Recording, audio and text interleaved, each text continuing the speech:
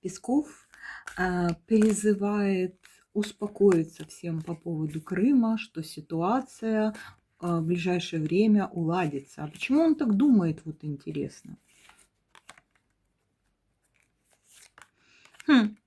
Дадут дорогу.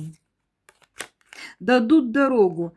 По пятерке Пентаклей я могу так сказать, что это как раз переговоры, которые вел Зеленский в Европе, и там говорили как раз о 5 требованиях. Одно из них оставить территории противнику, разойтись на линии соприкосновения. Не стоит этому доверять.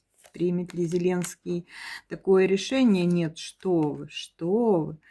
У него будет повод, чтобы этого не делать, иначе он сам станет жертвой обстоятельств, непредвиденных обстоятельств. Сказка, предположение, расклад.